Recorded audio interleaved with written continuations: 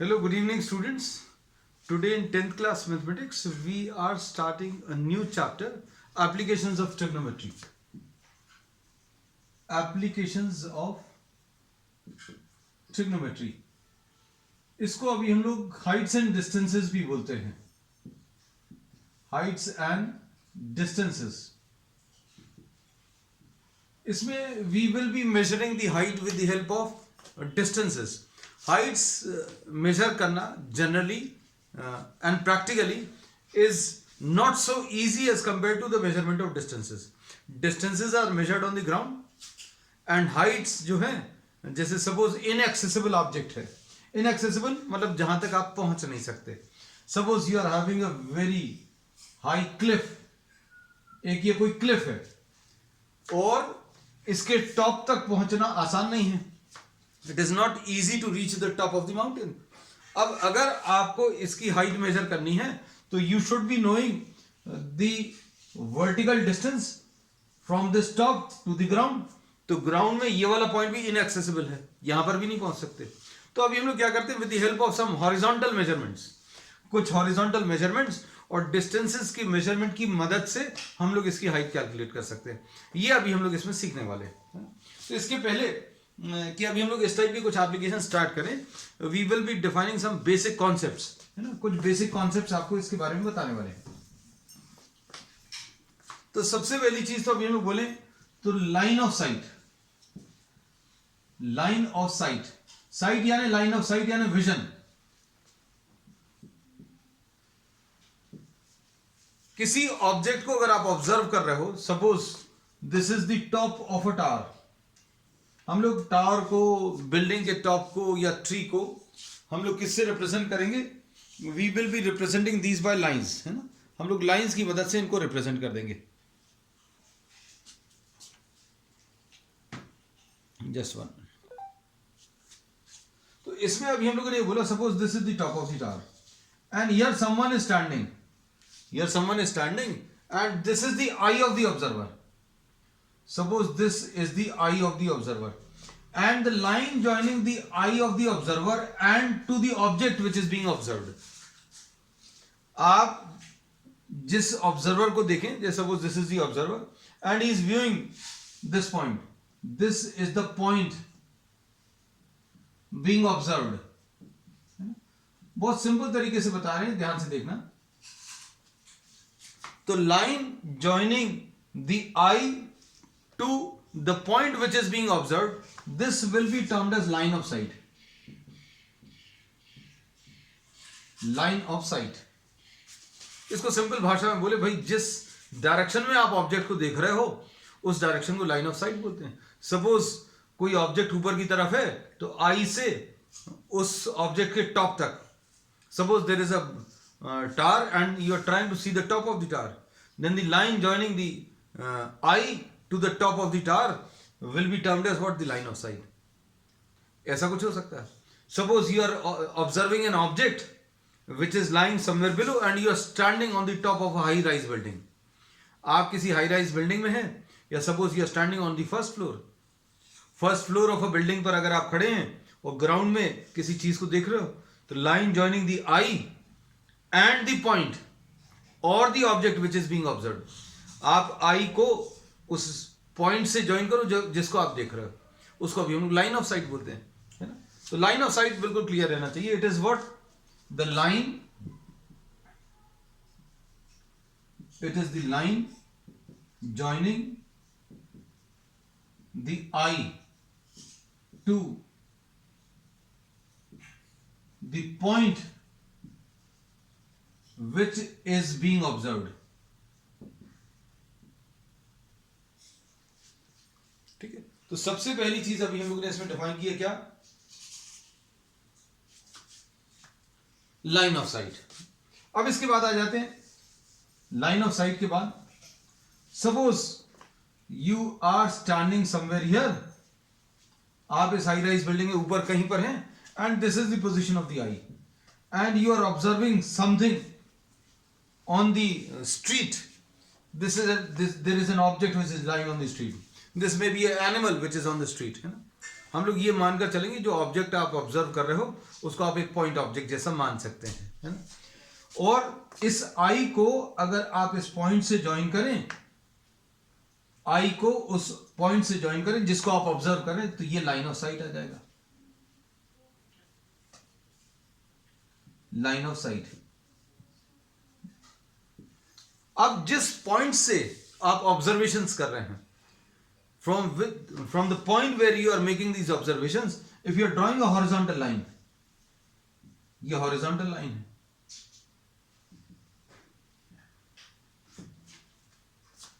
है, and if the object which is being observed is lying below this horizontal line, अभी हम लोग देखें, जैसे suppose you are standing on the first floor, imagine करना I am standing on the first floor and the horizontal line through the eye ये draw कर दी, and then you are observing that object which is lying on the street, so this will be the line of sight. So if this object is lying below the horizontal, then the angle between the horizontal and the line of sight, इसको अभी हम लोग angle of depression बोलते हैं, angle of depression.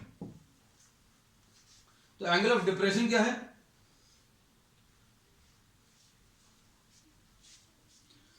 Angle of depression, it is the angle which the line of sight is making with the horizontal. Horizontal कहां पर बच्चों? Horizontal through the point of observation. अगर आप किसी बिल्डिंग के top पर खड़े हैं and this is the point of observation, this is the point of observation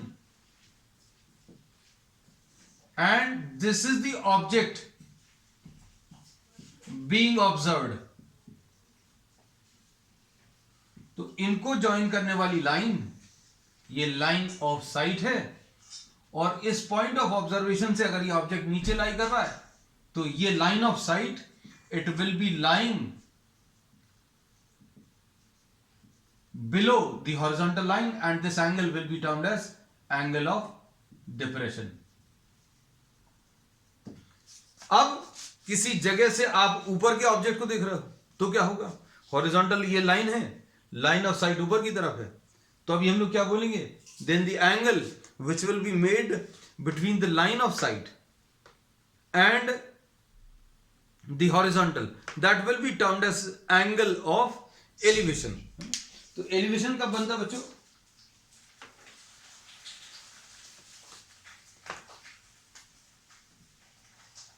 suppose ये ग्राउंड है, ग्राउंड से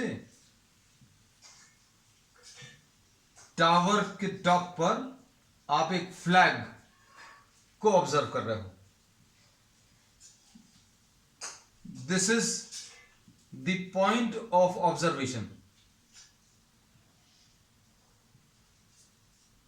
या इसको आई पोजीशन बोल सकते हैं। आई पोजीशन से आप टॉप को देखो तो ये लाइन ऑफ साइट आ जाएगी। आप आई पोजीशन से, आई से उस ऑब्जेक्ट की तरफ देखो, the line joining the eye to the point which is being observed, इसको लाइन ऑफ साइट बोलेंगे। तो लाइन ऑफ साइट आ गया। तो इस पॉइंट से ये हॉरिजॉन्टल लाइन आ गई। तो ये जो ऑब्जेक्ट है जिसको आप ऑब्जर्व कर रहे हो, this is lying above the horizontal, ये हॉरिजॉन्टल लाइन है, उसके ऊपर लाई कर रहा है ये ऑब्जेक्ट। तो ये जो एंगल बनेगा हॉरिजॉन्टल और लाइन ऑफ साइट के बीच में, इसको अभी हम लोग क्या बोलते हैं? Angle of elevation. तो एलिवेशन कब बनता है? नाम ही है elevation. Elevation means higher in position, है ना। तो higher in position in terms of what? Horizontal line. Horizontal line से अगर ऊपर है तो एंगल ऑफ एलिवेशन बनेगा, और हॉरिजॉन्टल लाइन से अगर आप नीचे की तरफ देख रहे हो तो एंगल ऑफ डिप्रेशन बनेगा। ठीक, तो बच्चों ये बेसिक कुछ टर्म्स हैं। अब इसके बेसिस पर अब हम लोग इसके कुछ प्रॉब्लम्स करेंगे। एक्सरसाइज 9.1 अभी हम लोग ले रहे हैं, और जो कुछ भी रह जाता है we will be explaining all those terms with the help of problems.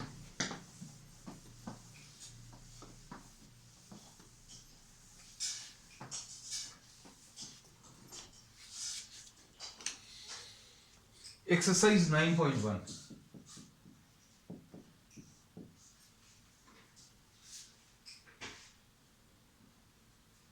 Question number 1. Question number 1 में क्या दिया है? A circus artist is climbing a 20-meter long rope.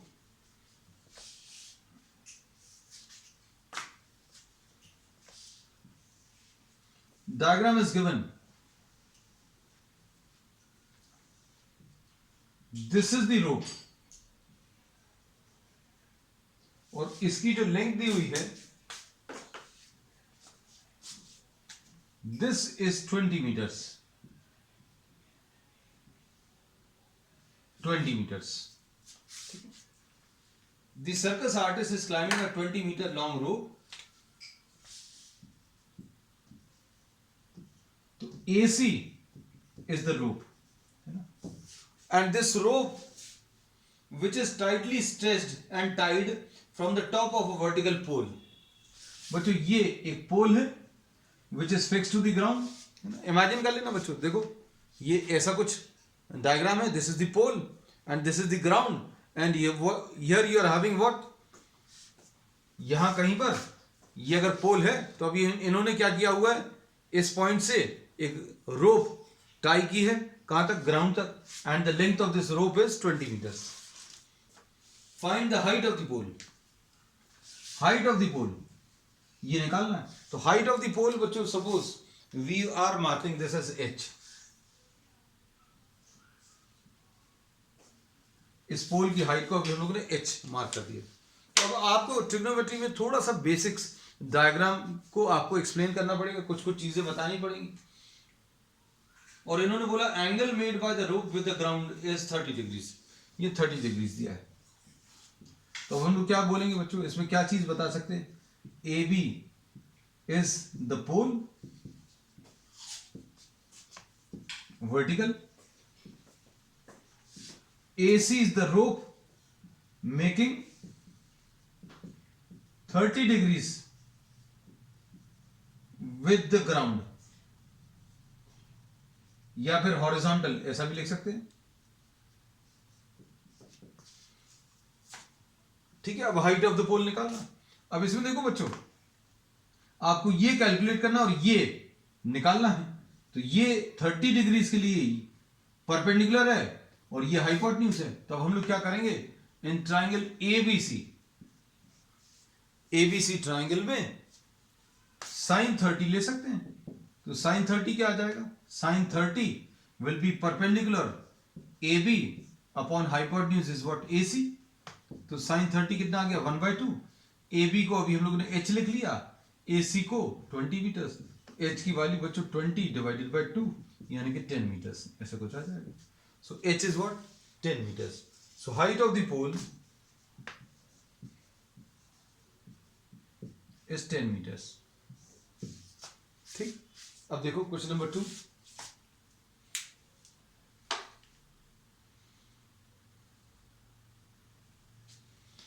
अब क्वेश्चन नंबर 2 देखना. ये रब कर देना बच्चों.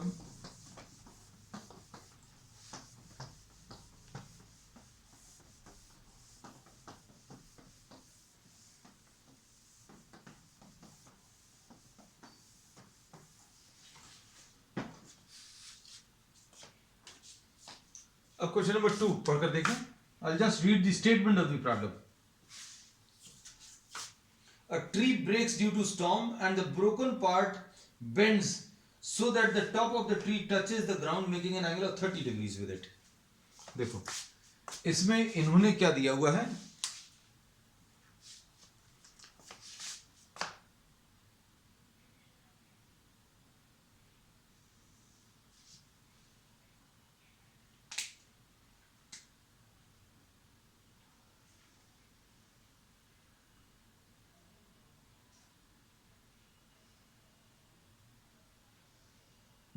बच्चों ये ट्री है ना. हमने I am just symbolically representing that this is a tree, है ना. इमेजिन करना इसको. अब ये कहीं से ब्रेक हो गया. अगर ये ब्रेक होगा तो क्या होगा, इसका कुछ पार्ट जो है ये गिरकर it will touch the ground, है ना. this does not completely break into two parts. Somewhere it breaks and there is some sort of connection. अभी भी कुछ कनेक्शन आपने देखा होगा ऐसे ट्री के ब्रांचेस को गिरते हुए, है ना, यहां से कुछ हिस्सा टूट भी गया और कुछ कनेक्टेड भी है. तो अब क्या होगा फाइनली, इमेजिन करना, अब इसका ये वाला जो पार्ट है, ये देखना, ये वाला पार्ट, ये ऐसा कुछ आ गया. Just try to imagine. So what happens,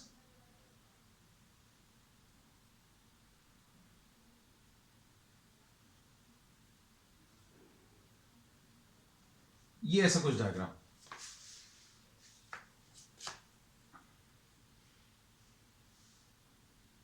बोलो बेटा कुछ प्रॉब्लम है, are you having some problem? अब इसमें अभी हम लोगों ने ये बोला कि अभी तो I have just started the problem बेटा, जस्ट सी.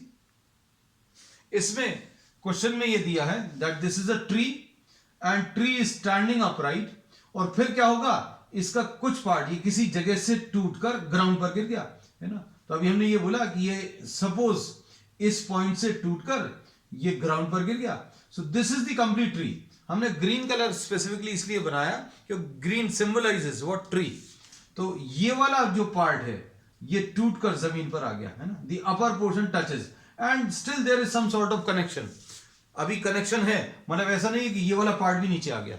और ये एंगल जो है ग्राउंड के साथ 30 डिग्रीज ऐसा कुछ दिया होगा. और the distance between the foot of the tree, this is the foot of the tree, और ये टॉप है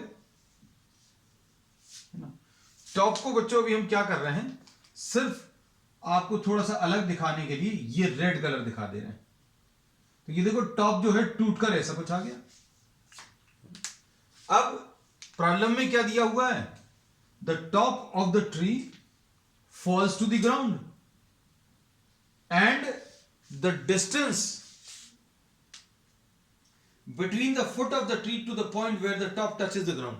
अब जब ये ग्राउंड पर गिरेगा तो ये जो टॉप ऑफ द ट्री है वो कहीं पर टच करेगा.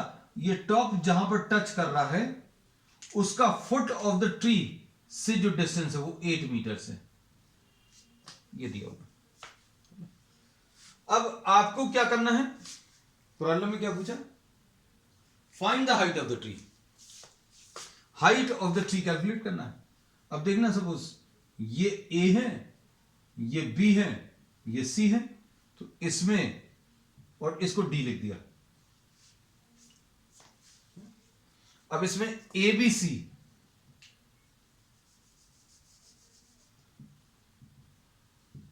ABC is the tree, unbroken या फिर अपराइट. अपराइट मतलब सीधा खड़ा हुआ. फिर इसके बाद क्या दिया है, it breaks at point B. B point पर ये ब्रेक हो गया. अब इसका ए जो है ये फुट है, सी जो है वो टॉप है ना. अब इसको बच्चों अभी हम डी नहीं लिख रहे, इसको भी अभी हम लोग क्या कर रहे हैं, सी ही लिख रहे हैं, सी डैश लिख दे रहे हैं. गिरकर जब ये जमीन पर आ गया, when this falls to the surface, we are naming this as C dash. अब देखना अच्छे से, hopefully the diagram is clear to you. ये पूरा एक ट्री था और किसी एक जगह से it breaks at point B, B point से ब्रेक होकर ये जमीन पर गिर गया. और इसका जो टॉप है, top C touches the ground, और ये जो ब्रोकन पार्ट है ये हॉरिजॉन्टल के साथ 30 डिग्रीज बना रहा है. ठीक है, ये ग्राउंड को टच कर रहा है और ये जो ब्रोकन वाला पार्ट है ग्राउंड के साथ 30 डिग्रीज का एंगल बना रहा है. सी डैश ये टॉप है, ये याद रखना. अब ट्री की हाइट क्या है बच्चों, हाइट ऑफ द ट्री ये आ जाएगा A B plus B C. A B plus B C, और BC कहां पर है? अब BC जो है ये सीधा खड़ा हुआ नहीं है, अब ये लेट गया है. This has fallen to the ground. This part of the tree is now falling to the ground. तो अब हम लोग इसको क्या लिखेंगे? AB प्लस BC डैश, ऐसा कह सकते हैं. इसमें ट्री जो है वो पूरा था ABC. अब ये वाला हिस्सा टूटकर इधर कहीं पर आ गया. ये वाला पार्ट जो है टूटकर BC. BC is the broken part and falls to the ground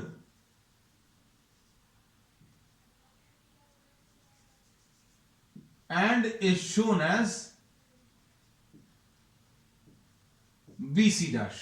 अब ये जो BC था उसको अभी हमने कैसा दिखा दिया? BC dash. हम सारी चीजें बच्चों डिटेल में लिखते जा रहे हैं. अब AB निकालना है, BC डैश निकालना और दोनों को ऐड करना है. फुट ऑफ द ट्री और टॉप, जब ये टूट कर गिर गया तो टॉप का फुट से डिस्टेंस 8 मीटर दिया है. अब देखो क्या कह सकते हैं? tan 30 कितना आ जाएगा? AB upon AC 1/√3 is equal to AB upon AC की वैल्यू कितनी है? 8 मीटर्स. अब इसके बाद क्या कर सकते हैं? इसमें AB निकाल सकते हो. Will be 8 into 1 divided by √3 यानी 8/√3. अब इसके बाद BC कैसे निकालेंगे? तो इसके लिए अभी हम क्या ले सकते हैं बच्चों? cos 30 degrees. cos 30 कैसे मिलेगा? cos 30 मिलेगा AB अपॉन AC डैश लिखना था बच्चों, थोड़ा सा गड़बड़ लिखा था. cos 30 base AC dash divided by hypotenuse. Hypotenuse कितना है? BC dash. AC डैश कितना है? 8 डिवाइडेड बाय BC डैश.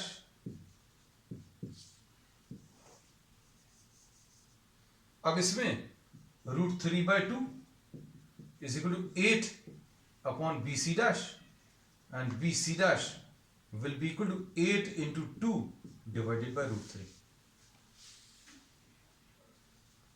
ये कितना आ जाएगा बच्चों? BC डैश की वैल्यू आ गई है ना. ये कैसा? BC डैश की वैल्यू अगर निकालनी है तो हम लोग AC डैश की वैल्यू रख देंगे. तो BC डैश की वैल्यू कितनी आ गई? 16 डिवाइडेड बाय √3. अब इसके बाद क्या करेंगे? आपको हाइट ऑफ द ट्री निकालना है. तो हाइट ऑफ द ट्री कैसे मिलेगा? Height of the tree will be found by adding what? AB and BC dash. AB और BC डैश ऐड कर लो. ये कितना आ जाएगा? Height of the tree will be AB plus BC dash. और AB कितना है? 8/√3 और BC डैश कितना है बच्चों? 16/√3 यानी कितना आ जाएगा? 24/√3. अब 24/√3 को आप थोड़ा सा सिंप्लीफाई कर सकते हैं. कैसे? ऊपर नीचे √3 से मल्टीप्लाई कर लो. हम इधर थोड़ी सी स्पेस क्रिएट कर ले रहे हैं. 24√3/3 यानी 8√3 आ जाएगा. और 8 इंटू 1.732 इसको सॉल्व कर दो. तो ये कितना आ जाएगा? अगर फ्रैक्शन में दिया हुआ है तो ये आ जाएगा 8 2 16, 1 8 3 24 and 1 25, 2 8 7 56 and 2 58, 5 8 1 8 and 5 13, 13.856 meters. This will be the answer. So this is question number 2.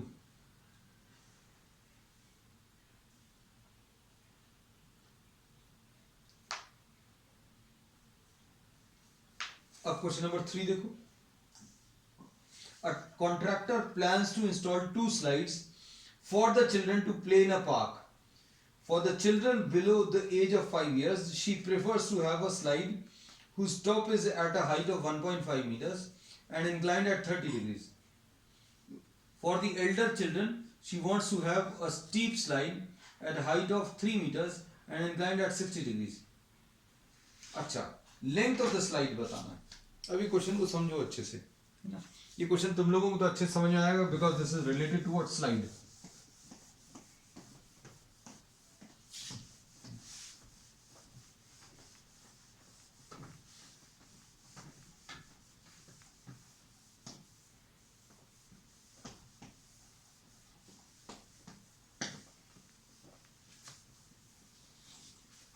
अब देखो, इसमें इन्होंने बोला है क्वेश्चन नंबर 3 में 2 slides are to be prepared, और ये 2 स्लाइड्स कैसे हैं बच्चों? 1 below 1 slide for children below 5 years। तो ये इसमें कितना 5 सॉरी हाइट इसमें बच्चों 1.5 मीटर से, और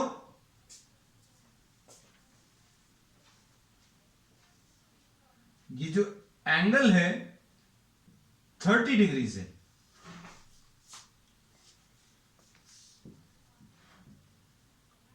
ये बच्चों हाइट ऑफ द स्लाइड। तो height of the slide is represented by AB and this is 1.5 meters। दूसरी एक और स्लाइड बनानी है, second slide for children, for elder children.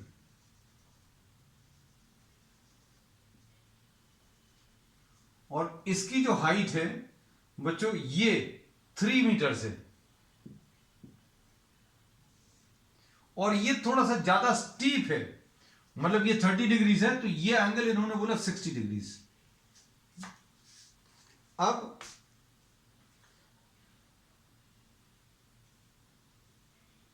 Suppose इसको ए डैश बोल दिया, इसको बी डैश बोल दिया, इसको सी डैश बोल दिया। तो ये क्वेश्चन समझ लो पहले तो। इसमें स्लाइड कौन सा है? AC is the slide,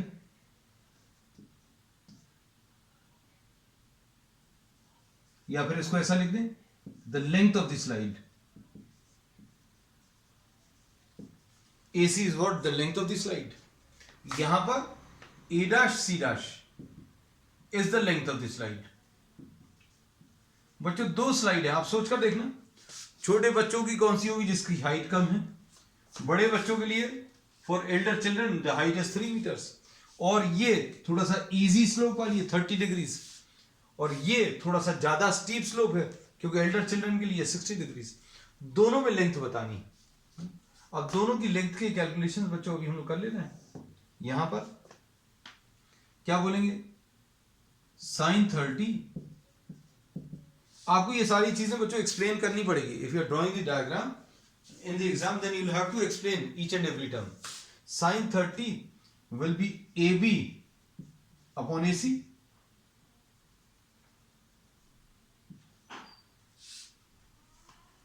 or sin 30 is 1/2 is 1.5 divided by AC। तो क्या बोलेंगे? 1 into AC is equal to 2 into 1.5। तो AC की वैल्यू कितनी आ गई? 3। So length of the slide for children below 5 years is 3 meters। ये 3 meters की slide आ गई। अब इसमें देखो, इसमें क्या बोलेंगे? The height of the slide given है, given में this is A dash B dash, ये कितना? 3 meters। अब इसमें क्या करेंगे,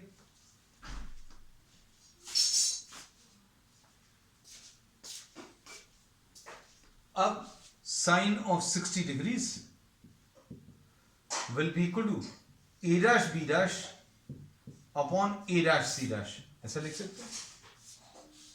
एंड इसको √3/2 लिख दिया, ए डैश बी डैश 3 है upon A dash C dash, ये निकालना है। तो A dash C dash will be equal to A dash C dash into √3 will be equal to 3 into 2 which will be equal to 6. तो a dash c dash will be equal to 6 divided by √3. अब इसको simplify कर लीजिए,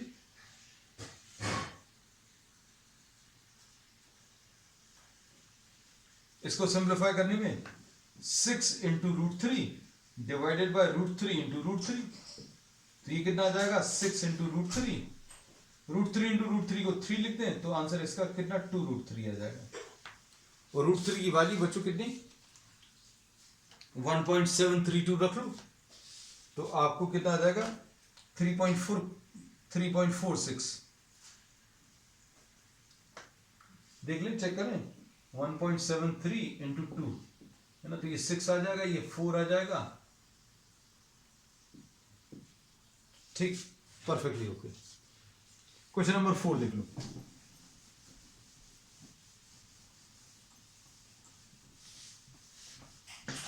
question number 4 बहुत बहुत simple है, simple एक diagram, इसमें बहुत ज्यादा कैलकुलेशंस नहीं है।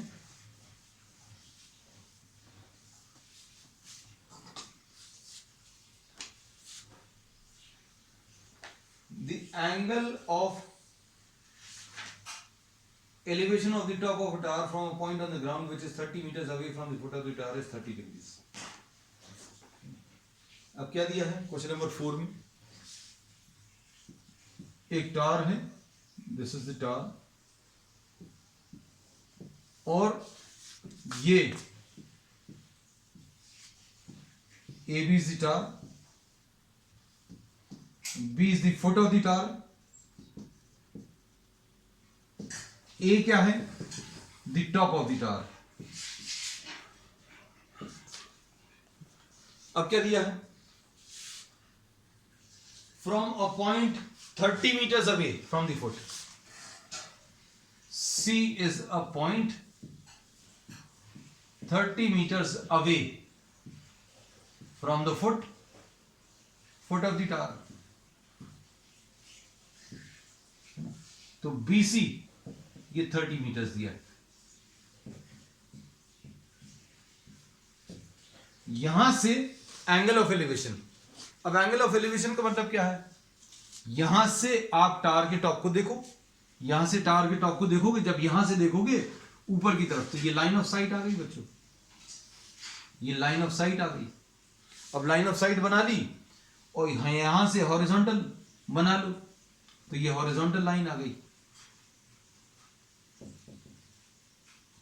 इन दोनों के बीच में जो एंगल है वो 30 डिग्री से।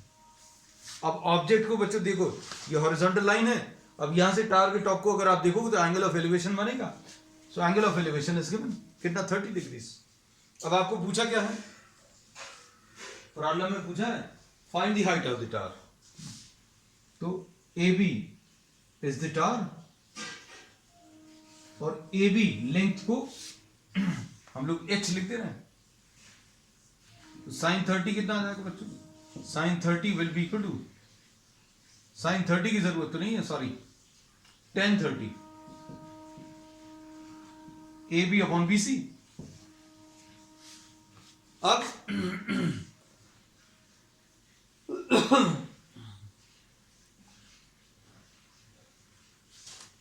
इसको 1/√3 लिख दिया, ए बी को h लिख लिया, बी सी को 30 लिख दिया, तो h की वैल्यू कितनी आ जाएगी 30/√3।